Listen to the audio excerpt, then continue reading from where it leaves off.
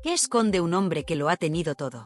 ¿Qué se reserva un artista que ha vendido más de 180 millones de discos, ha cantado en 14 idiomas y ha sido sospechoso de amar a miles de mujeres? ¿Qué verdad silencia a alguien que sobrevivió a un accidente que le robó las piernas futbolísticas y, a cambio, le regaló voz de leyenda? Julio Iglesias cumple 81 años y, contra todo pronóstico, decide soltar las amarras, firma con Netflix, pronuncia el sí definitivo a una serie biográfica que él mismo guioniza y produce. No hay maquillaje ajeno, no hay biógrafos oportunistas, no hay periodistas husmeando entre las cortinas. Esta vez habla él, en primera persona, y ese simple gesto hace temblar las hemerotecas. Porque si Julio revela, medio siglo de rumores pueden derrumbarse como un castillo de naipes. ¿Qué va a contar que no sepamos? En Miami, los canales latinos desempolvan viejas actuaciones y repiten, como mantra, que el cantante siempre fue hermético con su vida privada. En Manila, donde Isabel Preisler es realeza absolutísima, los programas del corazón huelen sangre y especulan con que la exesposa podría tener cameo obligatorio. Y en el Caribe, en su finca dominicana, Julio mira el mar y se ríe. La ola mediática es tan previsible como las mareas. Para entender por qué este anuncio es dinamita, hay que remontarse a la noche en que el joven portero del Real Madrid B salió a celebrar la víspera de su 20º cumpleaños. Aquella carretera de Majadahonda no estaba destinada a la tragedia, pero el destino es escritor caprichoso y estampó el coche contra un muro sin pedir permiso. 6 segundos de impacto bastaron para fracturarle la espalda y cortarle el hilo de la vida que había hilvanado. Derecho por la mañana, entrenamientos por la tarde, ovaciones en los domingos de derbi. Despertó en un hospital de la calle Eloy Gonzalo, rodeado de tubos, con un pronóstico helado, paraplejía casi segura, bastón de por vida, adiós a los guantes y a las porterías. El hospital era un purgatorio de pasillos largos y ventanas que nunca se abrían. Julio aprendió a medir el tiempo por el ruido de los carritos de medicación y los pasos de los celadores. Entre ellos, uno llamado Eladio Madaleno, enfermero de mirada limpia, irrumpió en la habitación con un objeto inesperado, una guitarra barata, color miel, cuerdas ásperas que despellejaban los dedos. «Para que ejercites las manos», dijo, y dejó el instrumento sobre la sábana. Julio no sabía rasguear ni un acorde, pero la madera olía a libertad. Cada noche, mientras los demás pacientes se dormían, él deslizó los dedos entumecidos sobre las cuerdas y buscó sonidos que encajaran con los poemas que escribía en papel de enfermería. La guitarra se convirtió en fisioterapia del cuerpo y del alma. La morgue de sus sueños deportivos se transformó en sala de parto para canciones que aún no tenían nombre. Pasaron 18 meses hasta que volvió a caminar sin muletas. 18 inviernos y veranos comprimidos en un calendario de dolor, rabia y determinación suicida. El antiguo portero ya no existía. En su lugar emergía un trovador con cicatriz lumbar y un brillo nuevo en los ojos. Los médicos dijeron, milagro, y él respondió, balada. Se refugió en Peñíscola, el pueblo amurallado que lamé el Mediterráneo. Las noches allí son húmedas y salobres, ideales para la melancolía. Se subía a cualquier taburete disponible, afinaba aquella guitarra inaugural y dejaba que el eco de sus versos rebotara contra las piedras romanas. Nadie sabía que aquel chico delgado era hijo de un médico prestigioso ni que había vestido el escudo merengue. Solo sabían que su voz tenía la grieta justa para quebrarte el pecho. Con la confianza renovada, subió a un tren rumbo a Inglaterra. En el Airport Pub del condado de Kent se plantó frente a marineros borrachos y entonó versiones de Tom Jones con acento madrileño. Regresó a España con una maleta llena de partituras y la audacia de quien ha visto la muerte y le ha guiñado el ojo. Se apuntó al Festival de Benidorm con una canción escrita entre goteros, La vida sigue igual. Y ganó. El público, todavía sin saber la historia detrás, ovacionó aquella letra que proclama que, pase lo que pase, el show continúa. Los productores olieron negocio, las discográficas se disputaron su firma, los reporteros aprendieron a pronunciar Iglesias con acento global. De pronto, el chico que se levantaba a medianoche para orinar con ayuda de enfermeros estaba viajando a Las Vegas, a Buenos Aires, a Tokio. Cada ciudad sumaba una anécdota y, según los tabloides, una nueva conquista. Aquí entra la aritmética de la leyenda. Primero circularon chismes de 3.000 amantes, luego, algún cronista con sentido del absurdo elevó la cifra a 20.000. Julio se lo tomó con humor. Si fuera cierto, no tendría tiempo de cantar, respondió una vez, encogiéndose de hombros. Pero la etiqueta de seductor impenitente pegó tan fuerte como sus gorgoritos. Y un artista que vende romance no se atreve a contradecir a la fantasía, porque la fantasía factura. Él mismo lo dijo años después. No cuento números, respeto demasiado a las mujeres para convertirlas en estadística, pero tampoco voy puerta por puerta negando lo que la gente quiere creer. La frase se convirtió en escudo y espejo. Mientras la fama lo empujaba por aeropuertos y camerinos, ocurrió la llamada que cambiaría su estado civil. Una joven reportera hispano-filipina de la revista Hola, Isabel Preisler, se plantó ante él para hacerle 3 preguntas y terminó aceptando una invitación a un concierto de Juan Pardo. 7 meses después estaban casados, ella embarazada de María Isabel, la futura Chabeli. Luego llegaron Julio José y Enrique Miguel, sí, el Enrique que llenaría estadios al filo del nuevo milenio. Pero el matrimonio, como una canción demasiado radiada, empezó a saturarse. Julio giraba 300 días al año, Isabel cambiaba pañales y decoraba titulares. Cuando ella llamó a la habitación del hotel y escuchó una voz femenina responder con acento argentino, supo que la melodía se había desafinado irreparablemente. Las portadas anunciaron separación, divorcio y anulación en menos de un año. Él buscó refugio en Miami, la ciudad donde el sol parece empaquetado en celofán dorado. Ella se quedó en España con los 3 niños y el aura de reina de corazones.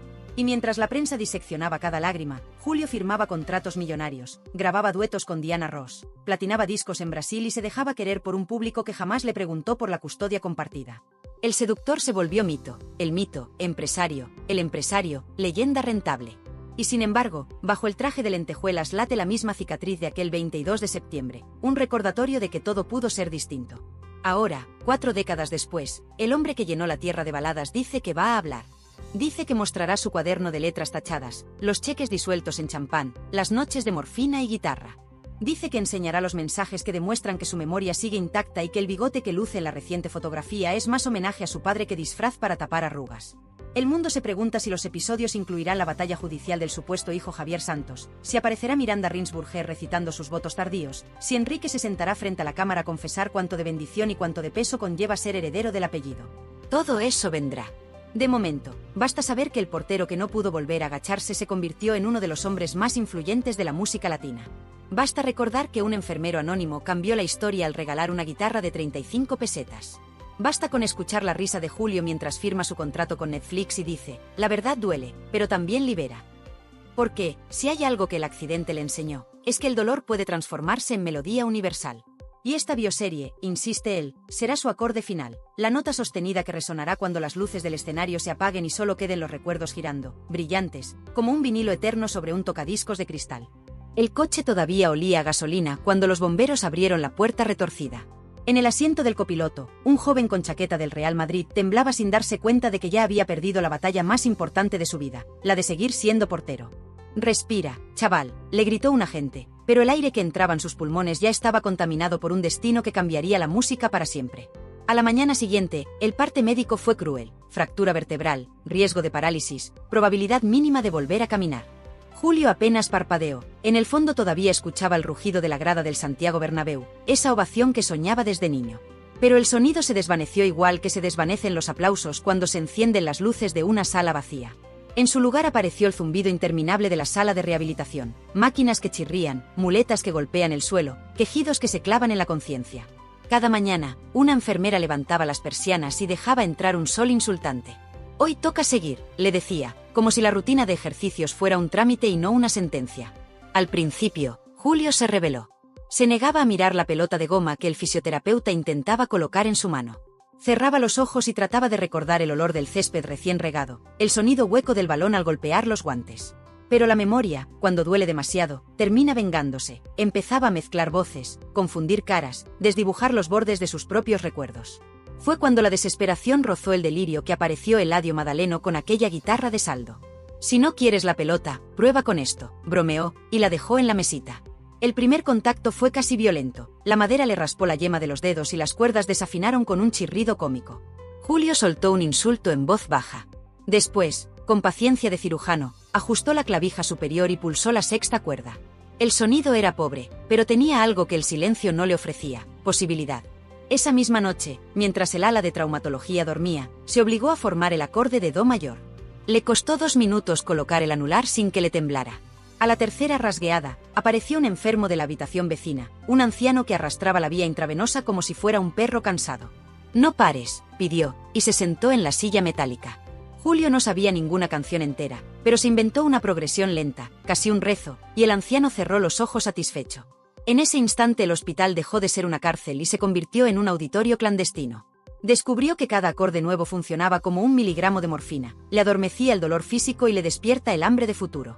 Empezó a escribir versos en la parte de atrás de los informes médicos. Uno de ellos decía, «La vida sigue igual aunque cambie mi piel». Sin saberlo, había nombrado la llave que abriría su carrera. Los doctores, incapaces de explicar la mejoría repentina, optaron por adjudicarlo a la actitud positiva del paciente. Lo que nunca supieron es que, cada vez que Julio lograba flexionar 1 centímetro más la rodilla, se prometía a sí mismo un verso nuevo. Cuando consiguió dar 5 pasos sin ayuda, se regaló un estribillo completo. Cuando por fin pudo valerse de un solo bastón, compuso la melodía que lo llevaría a Benidorm. Era su manera de ensartar dolor y recompensa en una misma cadena. Peñíscola llegó como un soplo de aire marino. Allí, las paredes del castillo templario escucharon sus primeras actuaciones improvisadas. Cantaba con la mirada fija en el horizonte, como si el mar pudiera devolverle los días de portería. Los turistas lo aplaudían, pero él estaba más pendiente de que los dedos obedecieran los arpegios que de los billetes que caían en la funda de la guitarra. Una noche, un empresario de Valencia le propuso grabar una maqueta. Julio respondió con una pregunta que todavía hoy resuena en los pasillos de la industria musical: ¿cuánto tardamos? La urgencia era su combustible. Sabía que cada día ajeno a la música era un día robado a su nueva vocación. El tren a Inglaterra fue un salto de fe. Ramsgate le ofreció pensiones baratas y lluvias interminables. Cambridge, en cambio, le abrió la puerta del Airport Pub, ese local mal iluminado donde descubrió que el acento español podía seducir incluso a marineros que solo entendían love y good night. Las propinas eran escasas, pero el aplauso era genuino, y eso valía más que cualquier cheque. Una noche de sábado, Gwendoline se acercó con un gin tonic en la mano.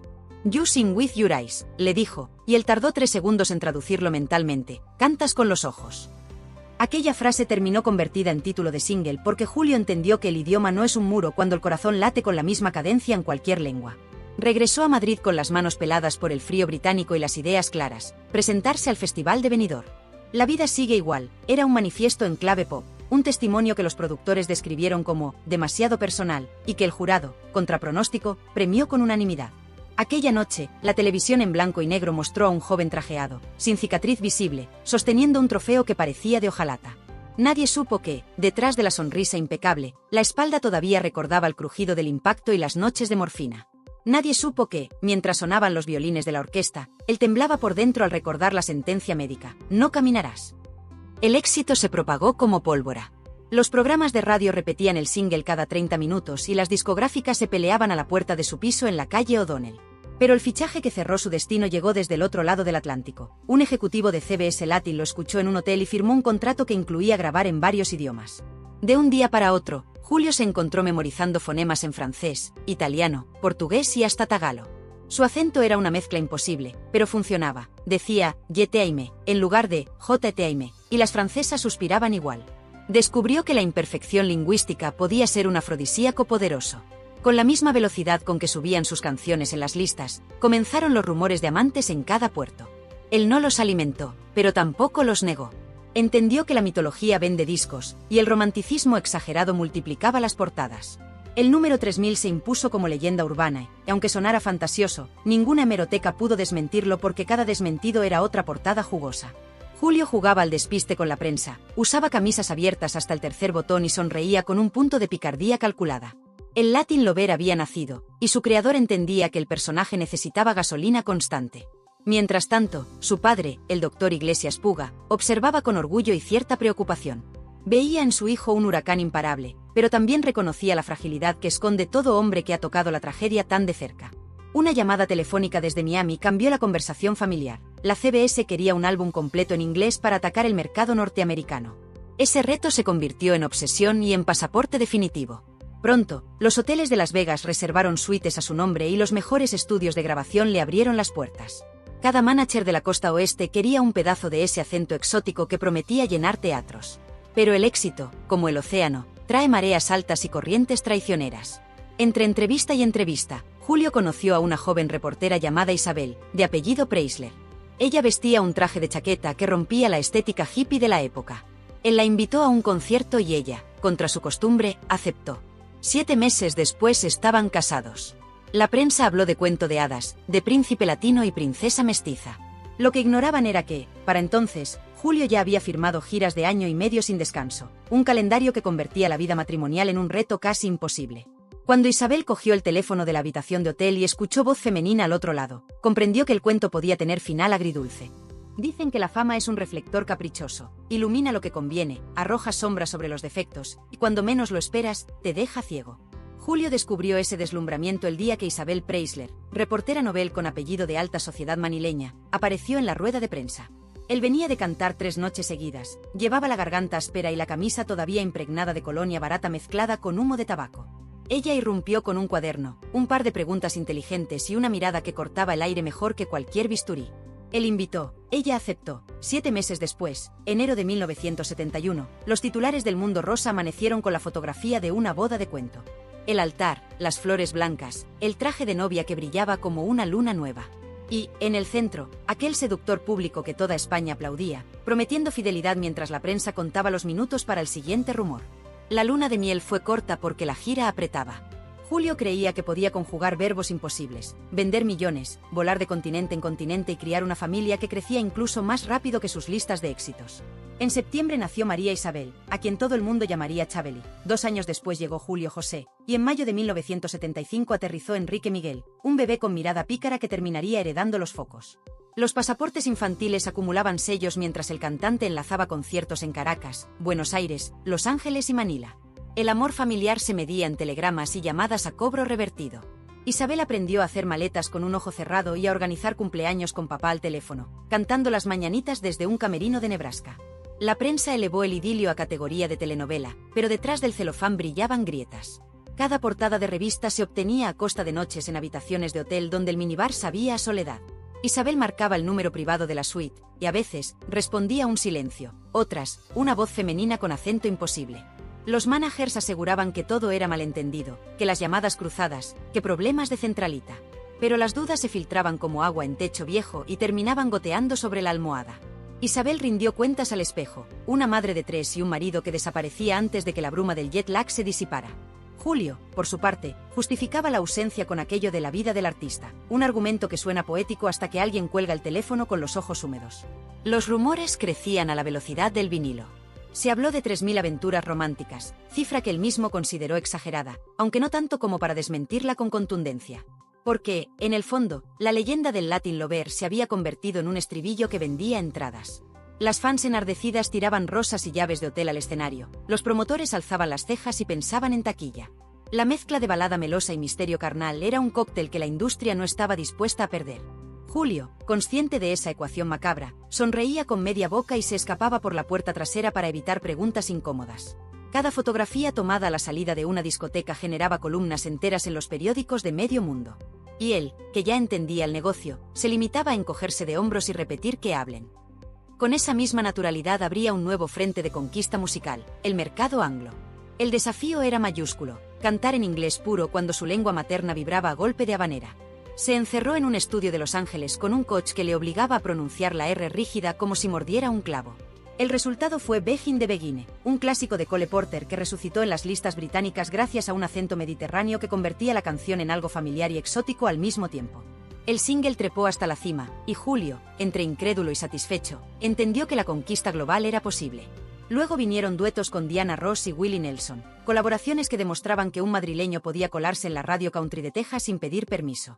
Todo era euforia profesional, sin embargo, el teléfono de Isabel cada vez sonaba menos. Las postales familiares empezaron a lucir forzadas, como fotografías de catálogo. Las sonrisas eran reales, pero había un leve temblor en las miradas. Isabel soportaba titulares venenosos que la pintaban como esposa sufrida. Julio replicaba con declaraciones de amor en ruedas de prensa, insistiendo en que su familia era lo primero. Sin embargo, lo primero, segundo y tercero seguía siendo la carretera. 300 días de avión, hoteles y camerinos. La ecuación se rompió definitivamente en 1979. Esa tarde gris de noviembre los abogados redactaron un comunicado escueto: separación amistosa, prioridades en los hijos, respeto mutuo. El divorcio se materializó un año después con la frialdad de las sentencias firmadas. Isabel se quedó en Madrid, él se mudó a una mansión en Miami, aquella ciudad que devora nostalgias con palmeras de plástico y playas de postal. En Florida las noches huelen a perfume caro y contratos millonarios. Julio compró una casa en Indian Creek, una isla privada donde los mansos venados se pasean por jardines regados con paciencia caribeña. Allí, acompañado por managers de la CBS y entrenadores vocales de acento tejano, planificó la siguiente década de su reinado. Cada disco debía superar al anterior, cada gira, batir récord de asistencia. Y en medio de esa agenda llegó la llamada de los Grammys latinos, la coronación definitiva. Subió al escenario a recoger la estatuilla dorada, agradeció con su inglés macarrónico y lanzó un guiño a cámara que desarmó a medio continente. Esa noche, al bajar del estrado, un productor veterano le susurró: «Eres el Sinatra español». La frase prendió como yesca en la prensa y a la mañana siguiente ya era apodo oficial. Pero la gloria no acalla las voces internas que preguntan por la soledad. En diciembre de 1990, el azar apostó sus cartas en el aeropuerto de Yakarta. Julio esperaba la recogida de equipaje cuando una joven holandesa, Miranda Rinsburger, pasó a su lado con paso tímido. 25 años, secretaria y modelo ocasional, sonrisa discreta. Él la invitó a un concierto esa misma noche. Ella dudó, pero la curiosidad venció a la prudencia. Después del show, Julio subió la apuesta: ven conmigo a Kuala Lumpur, Singapur y Tokio. Miranda miró el cielo, contó aviones en la pista e hizo la maleta más atrevida de su vida. Esa decisión improvisada inauguró una relación que ya dura más de 3 décadas. Miami, otra vez, se convirtió en escenario de convivencia. Miranda se mudó a Indian Creek. Los hijos mayores recibieron a la madrastra con cortesía protocolaria. Nadie imaginaba que la holandesa de habla suave terminaría siendo el ancla del artista. Para Julio, Miranda era calma después del huracán. Con ella, las giras se organizaron mejor, las etapas de estudio se espaciaron y la mansión se llenó de risas infantiles nuevas. Miguel Alejandro, Rodrigo, las gemelas Victoria y Cristina, y finalmente Guillermo. 5 hijos que crecieron con una rutina diferente, colegios privados, idiomas múltiples y una fama heredada que el cantante intentó suavizar. Entretanto, el Latin Lover envejecía con elegancia, pero la leyenda de los 3000 romances ya era parte inseparable del personaje. Julio empezó a ironizar con los números: si han pasado de 3000 a 20000, pronto dirán que conquisté la luna. Ese sarcasmo funcionaba como cortafuegos contra preguntas incómodas. Porque, al fin, la melancolía convence tanto como el escándalo. Y él, maestro absoluto de las baladas, entendía que cada susurro morboso vendía un par de boletos más. La línea entre la vida y la escena se volvió tan fina que ni los amigos distinguían cuando hablaba el hombre y cuando el mito. Aquel divorcio con Preisler quedó como cicatriz elegante, una anécdota empaquetada en crónicas glam. Sin embargo, la sombra de aquella ruptura siguió latiendo en canciones como Me olvidé de vivir, que adquirieron otro significado para quienes conocían la historia. Isabel, ahora convertida en figura mediática con títulos nobiliarios de papel cuché, evitaba hablar mal del exmarido. Él, en reciprocidad, la citaba en entrevistas como una gran mujer y madre ejemplar. El público, hambriento de drama, tenía que conformarse con leer entre líneas. Cada paso, un acontecimiento; cada silencio, motivo de rumor. Y aún así, las madrugadas de hotel seguían recordándole el olor del hospital, la madera de aquella guitarra barata. De vez en cuando, pedía que le subieran una al cuarto, se sentaba en la terraza y dejaba que los dedos recordaran aquella progresión torpe de do mayor. La vida, pensaba, sigue igual pero nunca igual, muta, se disfraza, te pone a prueba. Y si algo aprendió en el instante en que el coche chocó contra el asfalto fue que ningún éxito, por estratosférico que sea, asegura la plenitud. Enrique, mientras tanto, crecía y escuchaba a su padre desde la puerta entreabierta del estudio. Un niño que heredaría las luces y las sombras de una dinastía musical, sin sospechar que algún día pelearía con su propio apellido. Julio observaba a ese chaval y presentía un relevo inevitable. Y tal vez por eso, cuando los rumores de un hijo no reconocido tocaron la puerta, sintió el temblor que ningún terremoto mediático le había provocado. Pero esa historia aún estaba en borrador. Por ahora, el foco seguía la imagen del crooner impecable que, después de perder la portería, se convirtió en dueño absoluto del escenario mundial. Su voz acariciaba la nostalgia, y al mismo tiempo, recordaba que el dolor puede transformarse en un himno que el planeta entero tararea sin saber de qué herida nació. Allí, en aquella mansión de fachada blanca, Julio Iglesias instaló su cuartel general a principios de los años 80, cuando Miami era un cóctel de sol abrasador, ritmos latinos y dinero fácil que corría por los pasillos de los hoteles de lujo.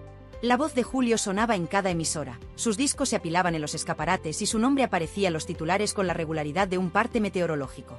Mientras tanto, él vivía con el calendario reventado. Ensayo los lunes en Coconut Grove, vuelo los martes a Nueva York para el Tonight Show de Johnny Carson, firma de vinilos el miércoles en la tienda Tower Records donde la cola daba la vuelta a la manzana, jueves reunión maratónica con los ejecutivos de la CBS Latin discutiendo porcentajes de regalías, viernes concierto en el Caesars Palace de Las Vegas, sábado sesión de fotos con la mítica fotógrafa Annie Leibovitz y domingo misa corta en Coral Gables para apaciguar cualquier culpa antes de repetir la rueda. Para sostener semejante maratón contrató un ejército privado, entrenadores vocales que le hacían vocalizar con corchos entre los dientes, nutricionistas que le escondían el jamón serrano, fisioterapeutas que estiraban la cicatriz de la espalda con la paciencia de un monje zen y asistentes que lo despertaban con infusiones tibias y lo dormían con música de bosques lluviosos. El diario Miami Herald publicó que su facturación anual rondaba los $50 millones, pero los contables de su oficina sabían que la cifra real subía y bajaba como la espuma del champán. En Japón, la versión en japonés de Hey vendía como rosquillas. En Brasil, cada bolo se convertía en disco de platino antes de que la última nota se apagara. En Francia, una señora se tatuó su rostro en el hombro derecho y se coló en un camerino para mostrarle el arte. Él se reía, autografiaba cualquier superficie y mantenía el traje impecable aunque sudara océanos bajo los focos. La popularidad extrema funciona como imán para lo insólito. Un jeque de Dubái fletó su avión privado 3 veces solo para convencerlo de cantar 1 hora durante su cumpleaños. Una baronesa alemana ofreció un Rolls-Royce color champán a cambio de que asistiera a la inauguración de su galería. Un productor argentino quiso pagarle en caballos pura sangre por una actuación en Córdoba. Julio aceptaba algunas propuestas y rechazaba otras, midiendo siempre el impacto en su imagen. El mito del Latin Lover necesitaba combustible, así que los managers filtraban historias a los tabloides de Londres, que si modelos escandinavas, que si herederas italianas, que si actrices mexicanas perdidas por sus huesos. Él nunca negaba con rotundidad, levantaba la ceja, soltaba media sonrisa y dejaba que la imaginación del público hiciera el resto. De pronto la realidad se volvió más dura que cualquier rumor de alcoba. El 1 de diciembre de 1981, su padre, el doctor Iglesias Puga, fue secuestrado en Madrid por un comando de la banda terrorista ETA. Julio estaba listo para salir al escenario del Madison Square Garden cuando recibió la noticia. El corazón le cayó al estómago, pero no canceló el show. Cantó 2 horas con la mente a 6.000 kilómetros, firmó un par de autógrafos de compromiso y se encerró en la suite para telefonear a ministros, abogados y viejos amigos influyentes. 29 días más tarde, la policía liberó al médico sin un rasguño. Julio voló a Barajas, abrazó a su padre y prometió no dejarlo solo. Esa misma noche, sin tiempo para procesar el trauma, despegó rumbo a Ciudad de México, contrato firmado, estadio vendido, público esperando. El show, como siempre, no entendía de secuestros. La carretera continuó siendo su domicilio. Cada nueva gira incluía el ritual que la prensa bautizó como el castín de amantes. En todas las ciudades se formaba una fila de admiradoras a la salida del hotel. Algunas pedían una foto, otras susurraban promesas escritas en servilletas de bar, unas pocas se conformaban con un beso al aire. El road manager pasaba a Julio un papel con nombres de presentadoras locales, herederas aburridas y actrices principiantes invitadas al palco VIP. Él lo leía como quien repasa la carta de un restaurante de lujo. A veces elegía, a veces inventaba. Aquella danza alimentó titulares delirantes. Una condesa italiana se tatuó su firma en el tobillo. La hija de un senador brasileño se fugó a Buenos Aires persiguiendo su autocaravana. Una cantante griega amenazó con lanzarse al mar Egeo si él no la llamaba. Julio contestaba con un sin comentarios y un chiste sobre la energía del Mediterráneo. El mito engordaba. Pero la soledad siempre cobra peaje. Algunas noches, cuando el reloj marcaba las 3 y los aplausos se habían evaporado, él se hundía en el sofá de cuero de la suite y hojeaba un cuaderno de tapas negras. Allí anotaba frases sueltas: aplauso hueco, hotel que huele a químicos, amor de aeropuerto. Letras que más tarde se convertirían en baladas exitosas. Porque el público compra la melancolía empaquetada y no pregunta por la factura emocional. El dolor físico también pasaba factura, la cicatriz del accidente nunca dejó de escocer. Ensayaba en el Teatro Guzmán de Coral Gables cuando su cuerpo gritó basta, un espasmo lumbar le dobló como si le arrancaran la médula. Llamó a su fisio catalán de confianza, que voló en el primer avión. 6 horas de masaje profundo, ventosas y estiramientos dejaron claro que la máquina empezaba a desgastarse. Reduce la marcha, aconsejó el especialista. Julio sonrió con ironía. Reducir era un verbo que su oficina no conjugaba. Por aquel tiempo, Chabeli posaba en portadas vestida de seda, Julio Junior grababa su primer demo y Enrique martilleaba la guitarra en silencio. Julio padre los miraba y sentía un nudo. Quería ser ejemplo sin aplastar, quería guiarlos sin cortar alas. La prensa, mientras tanto, olía el relevo generacional y empezaba a llamarlos la dinastía Iglesias. Cada paso de los hijos sumaba un flash más, cada silencio se convertía en rumor. Todo era dinero en circulación. Y entonces, diciembre de 1990, el azar jugó cartas nuevas. Aeropuerto de Yakarta, sala de llegadas. Julio esperaba su maleta cuando apareció una mujer de 25 años, nombre holandés y mirada azul verdoso, Miranda Rinsburger. Él la invitó a su concierto esa noche y tras el show, lanzó la propuesta que cambiaría ambas vidas. Acompáñame mañana a Kuala Lumpur, después Singapur, luego Tokio. Ella dudó, pero aceptó. Lo que empezó como aventura acabó en relación estable. Miranda se mudó a Indian Creek, se ganó la simpatía de los 3 hijos mayores y en pocos meses se convirtió en el punto de calma dentro de la tormenta mediática. Con ella, Julio encontró cierta disciplina, giras planificadas, descansos obligatorios, ensayos más cortos y menús sin exceso de alcohol. El Latin Lover seguía vendiendo romance, pero por primera vez parecía dispuesto a guardarse algo de amor para sí mismo. Las temporadas en Miami alternaban con retiros en la finca Cuatro Lunas, en Marbella. Allí, detrás de portones de hierro y jardines de bugambillas, Julio caminaba descalzo al amanecer, escuchaba el mar y recordaba el ruido de aquella guitarra barata que le salvó la vida. A veces tiraba bolas de golf al horizonte, otras se sentaba con Enrique a comparar acordes. El hijo menor le mostraba una canción en inglés con acento neutro. El padre asentía, corregía un par de notas y admitía que el chico llevaba dentro un fuego propio. La vida parecía haber encontrado equilibrio precario cuando un titular sacudió los kioscos de Valencia: demanda de paternidad contra Julio Iglesias. Un joven llamado Javier Santos aseguraba ser hijo biológico del cantante. Fotos comparativas de perfiles idénticos llenaron las revistas.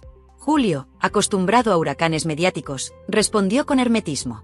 Pero en su círculo íntimo reconoció que el asunto le removía viejos fantasmas. La fama, al final, era un reflector que iluminaba alabanzas y también proyectaba sombras tan largas como la pista de aterrizaje de su avión privado. Justo cuando los abogados analizaban estrategias, llegaron noticias de un nuevo reconocimiento: el Grammy honorífico a la trayectoria latina. Volvió a los escenarios de Las Vegas con el traje blanco inmaculado, recibió la estatuilla, besó el micrófono y dijo con voz firme: la música me salvó la vida, ahora quiero que salve cada una de sus noches. El público estalló en aplausos, las pantallas gigantes enfocaron sus ojos rasgados por las luces, y en un rincón del backstage, Miranda sonrió con discreción. La historia se escribía en tiempo real, la leyenda seguía afinando la guitarra. Porque, aunque los médicos le robaron el sueño de la portería, él se encargó de que el planeta entero aprendiera a cantar un estribillo eterno: la vida sigue igual, o quizás no tan igual, pero, mientras haya canciones, nunca pierde el compás. Julio pensó que ya lo había visto todo, que la fama no podía sorprenderlo más, hasta que Miranda llamó a la puerta de su camerino con una bandeja de fruta cortada. Fue un gesto simple, pero él llevaba tantas giras viviendo de bandejas idénticas que, por primera vez, se fijó en la persona y no en la fruta. Le preguntó por qué estaba allí. Ella contestó que le apetecía conocer al hombre detrás del mito. Pocas palabras, mirada limpia.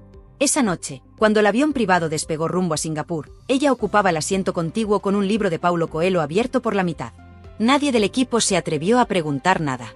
En el silencio perfumado de la cabina, Julio descubrió que el ruido del motor servía de cómplice perfecto para las confesiones que nunca había hecho. Habló de la espalda, de la guitarra barata, del miedo a quedarse sin voz. Miranda escuchó sin interrumpir, solo asentía de cuando en cuando como si puntuara la historia con comas invisibles. A los pocos meses ya vivía en Indian Creek, habitación propia, código de alarma en la palma de la mano. Los tres hijos mayores, Chabeli, Julio, José y Enrique, la recibieron con cortesía. Habían aprendido protocolo antes que matemáticas. Miranda respondió sin exigir privilegios, preparando desayunos con café dominicano y tostadas de pan moreno, consciente de que la normalidad puede ser el mejor regalo para una familia de focos. Poco a poco, su agenda se sincronizó con la de Julio. Ella revisaba billetes de avión, él practicaba escalas, ella llamaba a los profesores particulares, él elegía el repertorio del siguiente concierto, ella preguntaba por las facturas de la luz, él le pedía opinión sobre el color de una portada. A pesar de los rumores de cazafortunas que lanzaron algunos columnistas, la pareja funcionaba con una mezcla extraña de romanticismo y contabilidad. Él necesitaba a alguien que aterrizara sus excentricidades. Ella, un proyecto vital que fuera más grande que cualquier sesión de moda. El primer hijo en común llegó 6 años después, Miguel Alejandro, nacido en un hospital de Miami con vistas a la bahía. Julio esperó el alumbramiento tarareando en voz baja de niña a mujer, como si fuera un conjuro para asegurar la salud del pequeño. Cuando lo sostuvo en brazos, pensó que la paternidad tardía era un truco del destino para obligarlo a frenar. No frenó, pero se aprendió a decir no a ciertos compromisos. Descartó un festival en Seúl, pospuso una residencia en Las Vegas y aceptó que dormir 8 horas seguidas era un lujo mayor que cualquier suite de hotel. Rodrigo llegó 2 años más tarde, travieso desde la primera mirada. Luego nacieron las gemelas Victoria y Cristina, 2 espejos que llenaron la casa de risas estereofónicas. Por último, Guillermo, que apareció cuando Julio ya bordeaba los 60 y vivía convencido de que ningún acontecimiento podría superarlo todo lo anterior. La mansión de Indian Creek empezó a quedarse pequeña. Fue entonces cuando Miranda propuso mirar a España, tierra madre para él, novedad para ella. Encontraron una finca en Ojén, cerca de Marbella, 400 hectáreas de colinas y pinos piñoneros. La llamaron 4 lunas porque, según Julio, cada fase lunar representaba un capítulo de su vida: la luna nueva de los inicios, la creciente del éxito, la llena de la gloria y la menguante de la introspección. Compraron la propiedad por 12 millones de euros, contados con letra, y la transformaron en refugio familiar. 7 dormitorios, 8 baños, porches orientados al mar, 3 piscinas escalonadas, gimnasio con cinta de correr y bodega con botellas que ni el sumiller más erudito sabría pronunciar. El orgullo de la finca son 2 helipuertos que permiten aterrizar sin que los paparazzi detecten movimiento hasta que la puerta del hangar se cierra. La privacidad, en la ecuación Iglesias, vale tanto como el platino. Miranda diseñó la decoración junto a Oscar de la Renta, amigo personal que conoció en una gala en Nueva York. Querían elegancia sin ostentación, un reto cuando tu presupuesto parece infinito. Eligieron colores tierra, vigas de madera robusta y alfombras marroquíes que no gritan riqueza pero la susurran. En las paredes, fotos en blanco y negro. Julio con chaqueta de portero antes del accidente. Julio en el Festival de Benidorm, trofeo en mano. Julio firmando vinilos en Tokio, Julio abrazado a sus 8 hijos en un retrato que ocupa media pared del salón principal. Los invitados que cruzan el umbral suelen quedarse mudos al ver la cronología gráfica de una vida que suena a leyenda. Allí celebraron la boda el 24 de agosto de 2010. Invitados contados con los dedos, los 5 hijos de la pareja, algunos miembros del personal y un sacerdote amigo de la familia. Julio lucía un traje azul noche sin corbata, Miranda, 2 vestidos de algodón y encaje blanco que Óscar cosió a mano. No hubo grandes discursos ni coreografía de vals, solo una tarta modesta, un beso largo y ella lanzando el ramo a las cocineras, que aplaudían a una distancia prudente. Cuando cayó la noche encendieron farolillos de papel y una orquesta de cuerda interpretó La vida sigue igual. Julio, emocionado, levantó su copa y brindó por el accidente que le había robado el fútbol, porque sin aquella desgracia, dijo, jamás habría aprendido a cantar ni amar con tanta intensidad. La rutina desde entonces se volvió binacional. Miranda vive la mayor parte del año en Indian Creek con los más pequeños. Julio pasa semanas largas en República Dominicana, donde compró un terreno frente a la playa a los alrededores de Punta Cana. Le gusta desayunar mango recién cortado y caminar descalzo sobre la arena para reforzar la musculatura de la espalda. Cada 2 semanas, el avión privado Falcón 2000 corta las nubes entre Miami y Santo Domingo. A bordo viajan él, su guitarra acústica de abeto alemán y un cuaderno Moleskine con renglones donde apunta ideas, títulos como Nostalgia sin prisa o Balada para la mujer cíclica. A Miranda no le preocupa la distancia, ha comprobado que el espacio físico alimenta la inspiración del marido y preserva la armonía de la familia. Cuando él regresa, la casa estalla en barullo. Rodrigo pide lecciones de piano, Victoria insiste en que su padre abra una cuenta en Instagram para mostrar la finca, Guillermo corre por los pasillos imitando batería imaginaria, y Julio se deja querer, convencido de que la felicidad es un equilibrio matemático entre presencia y ausencia. 4 lunas se llena cada verano. Los hijos mayores vuelan desde Estados Unidos y España con sus propias familias. El sonido de acentos mezclados crea una música nueva. Chabeli organiza barbacoas, Enrique trae maquetas inéditas y pide opinión al patriarca, Julio Junio recita chistes que aprendió en reality shows, Miguel discute sobre criptomonedas y Rodrigo practica trucos de magia con cartas españolas. Las gemelas se han desenganchado de la moda para estudiar fotografía y retratan todo, la piscina iluminada, los caballos en el picadero, en la sobremesa, Miranda se acerca y le susurra al oído, sin esa guitarra, nada de esto existiría. Él asiente, acaricia las cuerdas y siente que el círculo se cierra. Los medios, hambrientos de titulares, a veces especulan con crisis matrimoniales, hablan de distancia, citan fuentes anónimas. Miranda sonríe cuando lee esas notas y las guarda en una carpeta que titula Ficción. Por su parte, Julio utiliza las desmentidas como excusa para subir a redes sociales una fotografía reciente, bigote homenaje a su padre, camisa de lino y frase lapidaria, el amor se cuida viviendo y dejando vivir. Los seguidores, millones escritos con todas sus letras, reaccionan con emoticonos de corazones y mensajes de apoyo. El imperio inmobiliario del cantante se extiende discretamente, un apartamento en Nueva York con vistas al río Hudson, un dúplex en Punta del Este, participación en hoteles boutique de Cancún y una villa minimalista en las afueras de Miami Beach cedida a Enrique para que componga. Sin embargo, la joya de la corona sigue siendo 4 lunas. La finca no está en venta, pero los agentes de Sotheby's visitan de vez en cuando con clientes dispuestos a desembolsar cifras obscenas. Julio los atiende con cortesía, ofrece vino de la bodega y termina la visita apuntando al horizonte. ¿Ve aquel trozo de costa? Allí escribí una canción que cambió mi vida. ¿Cómo pones precio a eso? Los compradores entienden la metáfora y se marchan. A primera vista, el puzzle parece completo, pero la demanda de paternidad de Javier Santos persiste como una pieza fuera de lugar. El abogado Fernando Osuna advierte, no puede haber justicia sin ciencia. Javier, hijo no reconocido, insiste en que el 99,9% de coincidencia genética no miente. Julio guarda silencio público, consulta con su equipo y prepara documentos. En la intimidad, reconoce que el asunto duele, que cada línea de ADN cuestiona la narrativa familiar. Pero también sabe que la vida, en su caos, entregará una resolución y él la afrontará con la misma entereza con que cantó aquella primera canción en Benidorm. En 4 lunas, una noche serena, el cantante sube a la azotea, observa la Vía Láctea y rasguea un acorde menor. Piensa en todo lo vivido, el portero que no pudo ser, el seductor que la prensa fabricó, el padre que intenta no fallar, el hombre que todavía escribe versos con tinta violeta. Se pregunta cuánto de esa historia mostrará la serie de Netflix y cuánto quedará solo en el murmullo de las cuerdas. La brisa trae olor a jazmín y Julio decide añadir una nota al cuaderno. La verdad no cabe en un solo episodio. Dobla la página, suspira y desciende la escalera dispuesto a madrugar. Mañana llega otro vuelo, otra entrevista, otro aplauso. Y mientras haya aplausos, las luces seguirán encendidas. El sol cae en 4 lunas como una moneda de oro viejo y todo se tiñe de naranja y púrpura. Julio Iglesias camina despacio por el corredor de piedra, se detiene junto a la baranda y contempla las 50 hectáreas de viñedos que alguien plantó siguiendo la curvatura exacta del terreno. Huele a tierra húmeda, a jazmín, a verano que agoniza sin prisa. Saca del bolsillo su cuaderno Moleskine, aquel de tapas negras y bordes gastados, y escribe en letra grande: el final no existe, solo cambia la banda sonora. Desde la azotea se oyen risas. Las gemelas Victoria y Cristina improvisan una sesión de fotos con un antiguo flash portátil. Miguel discute con Rodrigo sobre inversiones en cripto, y Guillermo, batería imparable, aporrea las rodillas simulando redoble.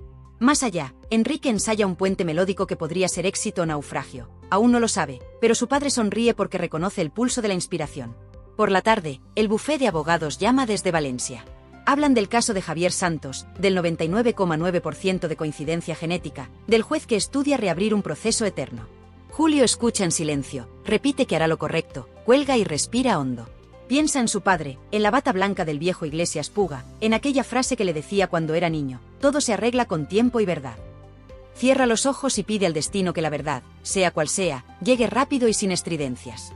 Al fin y al cabo, su legado ya no depende de una demanda, ni siquiera de un apellido extra. Depende de las canciones que siguen sonando en cada celebración, en cada nostalgia y en cada karaoke del mundo. De pronto vibra el móvil con pantalla infinita que Miranda le regaló por su último cumpleaños. El nombre que aparece es Bela Bayaria, la ejecutiva de Netflix que convenció a Julio de abrir las puertas de su vida. La mujer habla con tono entusiasmado. El primer montaje del docuserie está listo. Han colocado la escena de Benidorm justo antes del accidente para maximizar el impacto. Han conseguido imágenes rescatadas de un archivo de televisión española y, atención, ha licenciado por fin la toma inédita en la que Frank Sinatra le presenta en Las Vegas. Julio escucha los detalles, aprieta el ceño al oír la palabra impacto, al oír la palabra gancho, pero asiente. Quiere que la serie sea honesta, no morbo de kiosco. Al colgar, anota en su cuaderno: revisar secuencia accidente que no parezca carnicería. La noche avanza y la finca hierve de conversaciones. Chabeli muestra en la tablet las estadísticas de su podcast. Julio Jr. cuenta anécdotas de su gira por Sudamérica. Miranda reparte copas de verdejo y se asegura de que nadie se quede sin postre. A la medianoche, cuando la música baja de volumen, Julio golpea con suavidad su copa y reclama atención. Todos lo rodean en semicírculo, como si ese gesto fuera una coreografía pactada. El cantante se aclara la voz, esa voz que cambió de portería a escenario, y pronuncia un discurso tan sencillo que desarma. Familia, fans, prensa, médicos, gobiernos, amantes posibles o imposibles, todos han intentado escribir mi historia. Ahora la escribimos nosotros. El que quiera entenderme que escuche mis canciones, y el que quiera juzgarme que camine la autopista que yo caminé la noche que casi me quedo sin piernas. Se hace silencio absoluto, incluso los grillos parecen contener el chirrido. Acto seguido, saca la guitarra de abeto alemán, la misma que viaja con él desde Miami y que un luthier argentino afina cada 6 meses.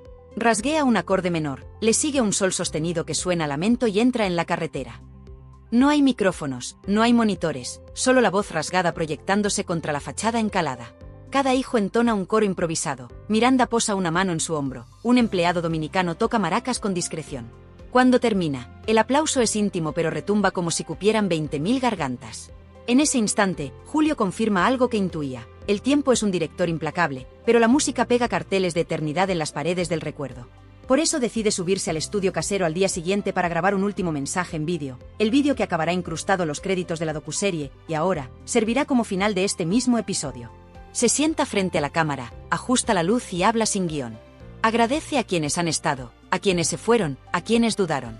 Confiesa que la espalda todavía le duele cuando llueve, que ciertos estribillos le parten el alma al reproducirlos en concierto, que le gustaría que alguien algún día lo recordara no por la cifra inflada de amantes, sino por la perseverancia de exprimir una guitarra barata hasta convertirla en orquesta de su propia vida.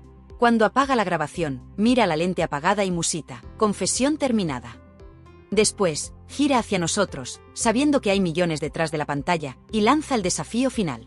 Ahora te toca a ti, dice con voz de locutor clásico. Cuéntame en los comentarios cuál es la canción que marcó tu historia, cuál fue la primera vez que me escuchaste, o cuál es el rumor que siempre quisiste que desmintiera. Leo todo, aunque no responda todo. Dame tu versión, porque las historias solo sobreviven cuando alguien las escucha y las repite. Se inclina levemente, como saluda a un torero, y remata: y si quieres entrar en la próxima página de esta aventura, suscríbete, activa la campanita, comparte el vídeo y prepárate, porque la serie de Netflix está al caer y, créeme, traerá verdades que ni este guión ha podido contar. Cerramos con un traveling que recorre la finca desde el helipuerto hasta la piscina iluminada. La cámara se eleva, muestra las luces de Marbella temblando a lo lejos, enfoca el mar que ruge en la lejanía y finalmente se detiene la silueta de Julio que aún sostiene la guitarra. Los créditos imaginarios empiezan a deslizarse, pero tu voz de locutor todavía tiene una última línea. La vida sigue igual, dice la canción. En realidad, cada nota la cambia para siempre. Nos vemos en el próximo bombazo, familia salseadora. Hasta entonces, mantente despierto, mantente curioso y, sobre todo, mantente soñando, porque las baladas todavía tienen la fuerza de mover el mundo.